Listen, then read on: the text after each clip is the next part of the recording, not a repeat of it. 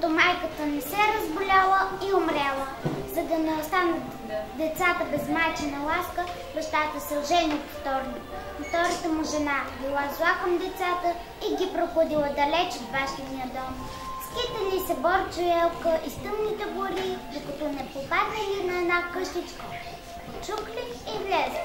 Посрещнала ги старицата, която любезно ги поканила да останат. Тя била жестока вещица, преоблечена като стара баба. Вещицата ги омагала с хубави приказки и лакомства, докато те не забравили за роден дом и родители. Дълго живели децата в плема на злата вещица, но един ден се сетили за обичливия си баща и решили да го видят. Избягали от плема на злата вещица, но тя разбрала и пратила след тях буди и зли хули, затрупала ги с сняг, захвърлила ги в дълбоки ями, за да им попречи да се върнат у дома. И почти успяла да ги хване, когато Борчо и Елка, оплашени и премръзнали от сни, се обърнали към падащата вода и се помолили на нея, като народна майчица, да ги спаси от злата вещица. В този миг те се превърнали в вечно зелени дъвчета с нежни имена Бор и Ела, а звездата паднала върху елхичката и заблестяла с чудна светлина. Било Коледа. А елхата станала символ на човешката красота и непресъхващият стремеж на хората към младост, красота и надежда за по-красив живот. Вижте нашата зелена красавица, как се изкрящи и чиста пременена в очакване на новата година. Коледна утре, светят коледни свещици, греят чудната елха, пеят огнените птици, пеят го готовят всички, дружеството на Христа, майчина целувка буди, мири родички от сън, бели ангелчета пеят и камбанките люлеят, снежната утрина навън, зин, зан, зън. Рождество Христово, зимата дойде отгоре, там от чистото поле, на небесните простори с бели вихрени криле. Цяла нощ тя бе водяла, над земята най-пред подир с една покривка бяла и обвина гъши шир. А под снежните качулки на къщата в тая нощ, ангели в златни люки пееха с чудна мощ. Светлото Христово чудо те вестяваха без пир и зовяха всички люде към любов и вечен мир. Тази нощ, деца, е най-дълга и най-светла. Според християнските вярвания на този ден се е родил Спасителят на човечеството. Неговото завръщане в Вифлеемската пещера било съпроводено с ангелски песни, които слави на мира и покоя. Господи, дай на децата повече обичи, повече вяра, да блести искрата на щастие в очите им, да се светли детските мисли, за да няма сълзи по лицата им, за да бъдат вълшебни, единствени и истински техните дни. Господи, дай на хората повече радост, любов и закрила, за да стопли душите им, за да осветли дните им, за да пречисти мислите им и за да ги направи по-добри, по-милосърдни и по-истински. Господи, дай на децата ни повече вяра и мъдрост, за да не се слоняваме пред бедите, за да приемем всяко начинание, за да оценяваме всеки свой ден и миг, така сякаш е последен. Това е нощта на семейство, когато всички хора отдават почет на своите родители и близки и се следят настъпването на новия по-добър живот. Светла вест над всеки клон елхов, гори света любов и тихо златна птичка запя сама самичка. Люлей се роден лес, Христос роди се днес, над дючицата чудна, звездата ранобудна, повик в пелени от златни светлини и тръгнаха овчари, все млади коледари в хора от прах на прах, да ни припомнят пак света небесна вест, че Бог роди се днес. Ето ги коледарите, бързо да ги посрещнем.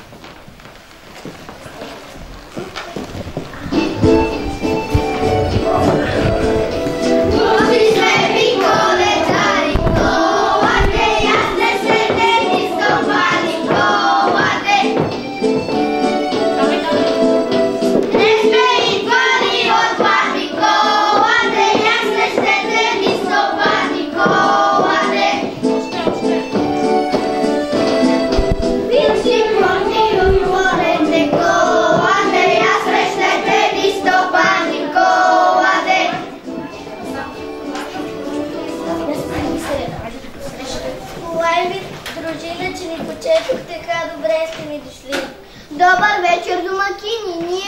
носим блага вест, светъл празник е настъпил, Бог роди се днес. Честита Коледа!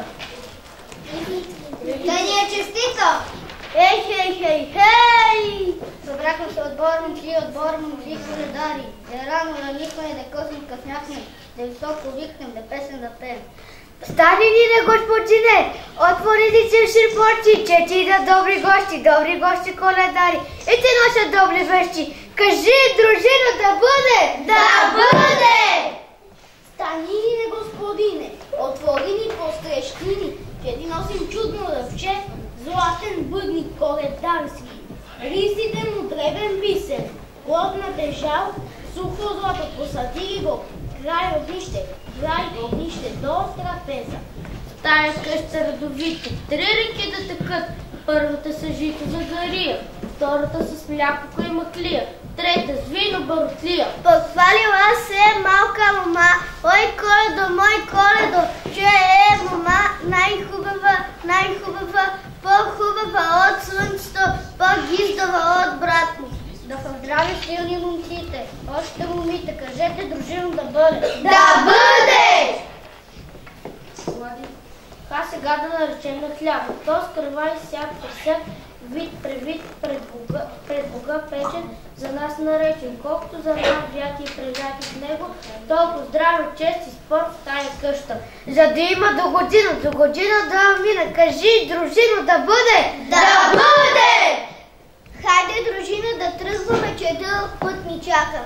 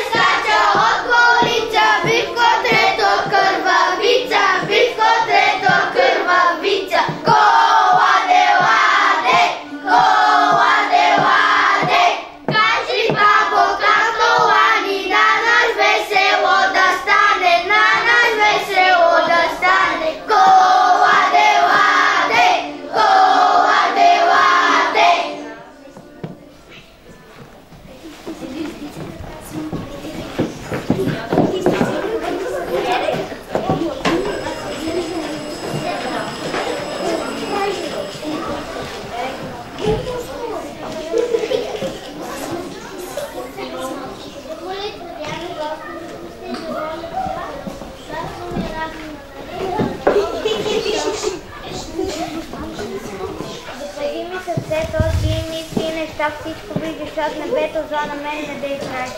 Дай на мама, дай на тата, здрава сила и живот, мир, любов на всички братя и добро на наш народ. Коледа е, бъдете всички здрави и бодри. Трудете се, учете се, за да берете по-късно плодовете на радостта. Коледа е, огледайте се, поздравете своите близки, пожелайте им нещо в сърце, покажете, че ги обичате. Коледа е най-светлият семейен празник.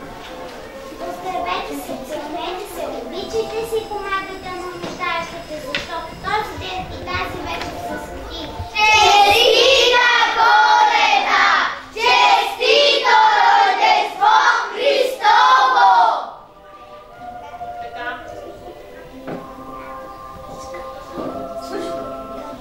И както на всеки празник, всичко е хубаво, когато завършва с подаръци. Така и деца и ние да подарим на своите родители нашите скромни подаръци от сърце. Първата с Зитна.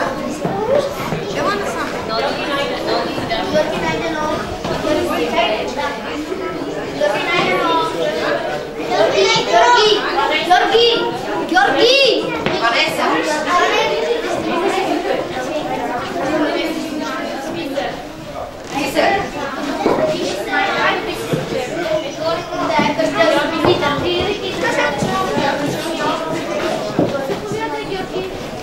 Младите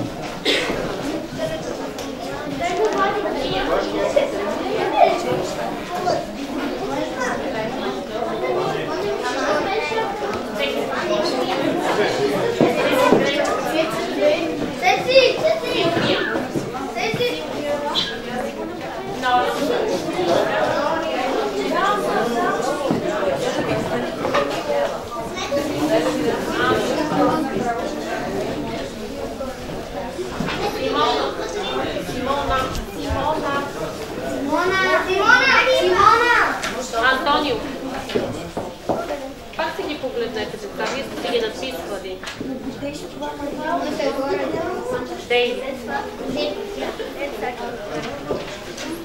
Кочо.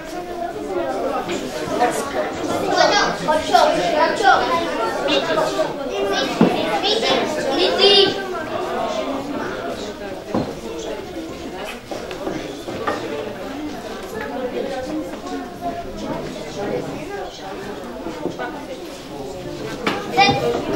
Видиме кой остана. Мадлен.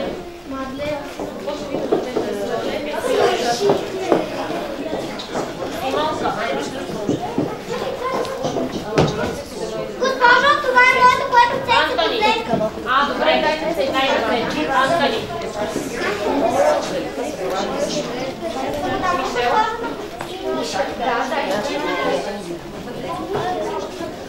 Мари.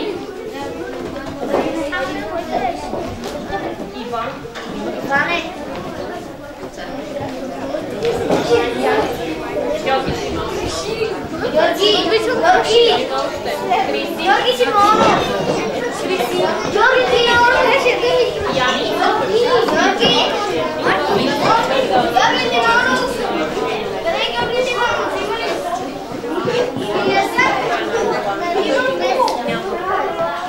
Госпожа Георги Симонов, кое има? Дайте да кога.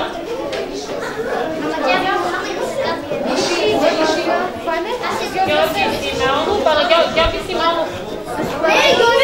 Вътре пише ли Георги Симеонов в него? Ама Симеонов не пише вътре, или ето ти това на теб. Един е Симеонов. Много благодаря, да сте живи и здрави. Много ви обичам, въпреки че ме ядосват, аз си ви обичам. И ме извинете, ако някога съм по-рязка с вас, деца. Много ви благодаря. Така. Сега искам да ви подаря за ваканцията по една коледна книжка на всеки един, изработена лично от мен, скромно, но от сърце, и едно ангелче, коледна играчка за всеки един, да си закачите ръката и да си спомняте за хубави неща. Заповядайте. Заповядай.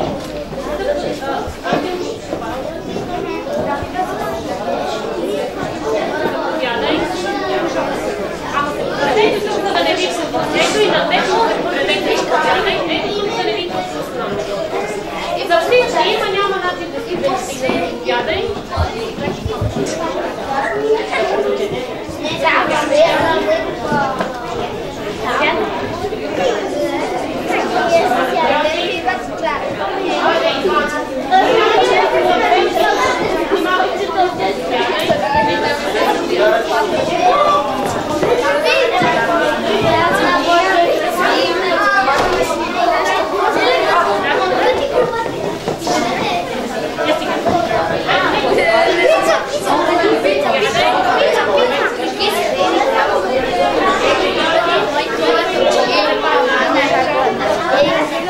Айде сядайте на местата.